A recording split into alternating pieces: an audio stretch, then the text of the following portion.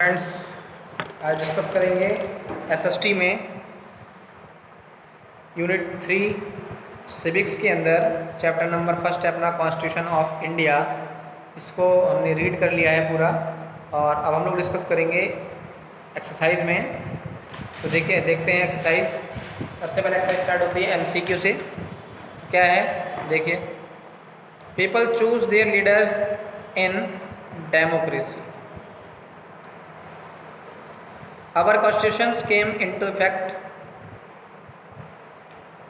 26 January of 1950। ये page number 142 पर है, आपको मिलेगा। The executive is an organ of the executive laws. The constitution divides the states into the 3 organs. ठीक है, कितने ऑर्गन्स में डिवाइड होता है? 3 में होता है। इसमें आपका लोकसभा राज्यसभा एक में आता है और एक में पंचायती राज आता है और एक में आपका विधानसभा आता है। ओरल क्वेश्चंस नहीं करने हैं, एमसीक्यू में आइए। In our country religion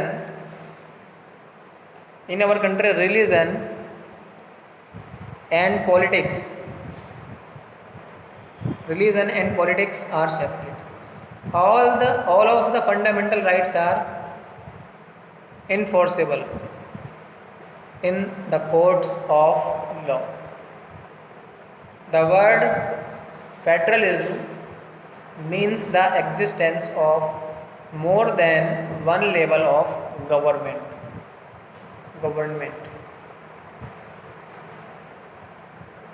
A constitution provides the safeguards against the misuse of power by our political leaders. The set of rules are called constitutions. Our constitution guarantees 4 fundamental rights to citizens in India. कितने हैं? 7 हैं, 4 नहीं। The legislature of India is called the parliament. This is correct. True. The constitution is a set of the rules according to which the government of a country runs. Constitution क्या है? Constitution वो नियम है जिसके behalf पर, वो नियमों का एक सेट है जिसके बिहाफ पर कोई कंट्री चलती है, देश चलता है। तो true. India welfare state, yes, India में वेलफेयर दिया जाता है, yes. There is no right for freedom, yes, freedom का राइट दिया हुआ है। What can a person do if his or her fundamental rights are violated. ये आपका शॉर्ट नंबर 1 है।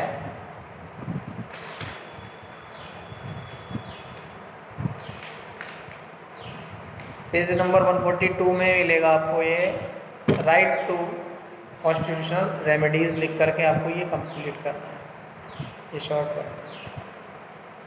ठीक, नेक्स्ट है व्हाट इज फेडरलिज्म। फेडरलिज्म क्या है? संघवाद। मैंने आपको बताया था सेंट्रल गवर्नमेंट, स्टेट गवर्नमेंट, पंचायती राज, अलग अलग 3 पार्ट है। तो ये आपका कॉन्स्टिट्यूशन तक रहेगा। Federalism short to constitution.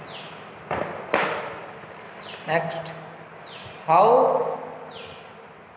can we say that India is a welfare state?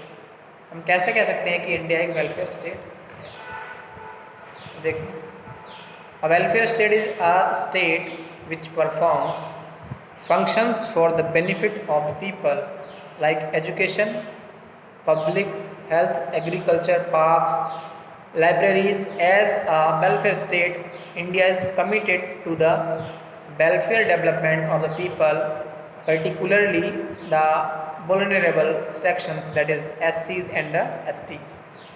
Okay, ये आपका शॉर्ट 3 हो जाएगा। शॉर्ट 4 है आपका what do you mean by the separation of power. Power का सेपरेशन क्या है? विभाजन। तो ये है पेज नंबर 140 पर मिलेगा आपको। The constitution divides the states into the 3 organs, that is legislature, the executive and the judiciary. The legislature of the India is called the parliament, which consist of the president and the 2 houses, that is Rajya Sabha and the Lok Sabha. The executive is that the organ of the government which implements the laws made by the legislature. कोई नियम बनाया तो उसको executives क्या करते हैं? उस नियम में संशोधन कर सकते हैं उसको देख करके। The judiciary is the organ of the government which settles disputes related to the constitutional matter. संविधान से संबंधित कोई भी झगड़े हैं, जैसे दीवानी कचहरी, फौजदारी और भी बहुत सारे झगड़े हैं, लीगल इलीगल, तो उन सब पर जुडिशरी वर्क करता है। ये आपके चारों शॉर्ट यहाँ पर कंप्लीट हो जाते हैं। अब देखिए long first, describe briefly the features of the Indian constitution. Indian constitution के जो फीचर्स हैं उनको डिस्क्राइब करना है। तो देखिए लॉन्ग फर्स्ट है की features of the Indian constitution. The key features of the Indian constitution से लेकर के रिप्रेजेंटेशन तक लिखेंगे। फिर सेपरेशन ऑफ पावर पहला आएगा, ये जहाँ तक आपका शॉर्ट फॉर्म था यहाँ तक लिख देंगे, शॉर्ट फॉर्म यहाँ तक है, आपको यहाँ तक लिखना है। फिर फेडरलिज्म को आपका आएगा कॉन्स्टिट्यूशन तक। Parliamentary forms of the governments, ये आएगा नेशनल लेवल तक। Welfare society states, SC STs तक। Fundamental rights in the fundamental duties our constitution to remedies तक। सेकुलरिज्म फुल सेकुलरिज्म तक आपका ही रहेगा। ठीक है स्टूडेंट्स। अब है next long, explain the fundamental rights mentioned in Indian constitution. जो फंडामेंटल राइट्स हैं साथ उनको एक्सप्लेन करना है। ठीक है, तो द फंडामेंटल राइट्स है पेज नंबर 141 पर मिलेगा आपको।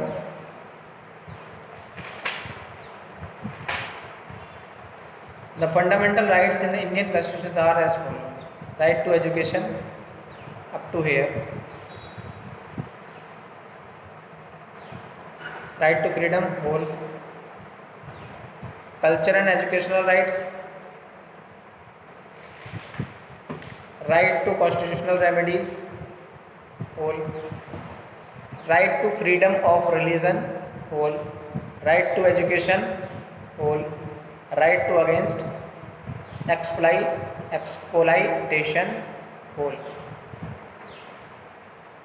ठीक है स्टूडेंट्स, इस तरह से जी आपके क्वेश्चन आंसर्स भी ये यहाँ पर आपके कंप्लीट हो जाते हैं। आपका फर्स्ट जो चैप्टर है, चैप्टर नंबर फर्स्ट है यूनिट नंबर 3 का, सिविक्स के अंदर जो नागरिक शास्त्र में आता है SST में, वो हमने यहाँ पर कंप्लीट कर लिया है। और इन टॉपिक्स को आप लोग कंप्लीट करिए। आपका SST में फर्स्ट चैप्टर ज्योग्राफी का हो चुका है, ये आपका ज्योग्राफी से आपका फर्स्ट चैप्टर हो चुका है। अवर रिसोर्सेज, हिस्ट्री से हो चुका है when where and how, and civics में आपका हो चुका है द कॉन्स्टिट्यूशंस ऑफ इंडिया। ये आपके 3 चैप्टर्स यहाँ पर कंप्लीट हो चुके हैं। अब नेक्स्ट हम डिस्कस करेंगे next video. Okay students, till then good bye.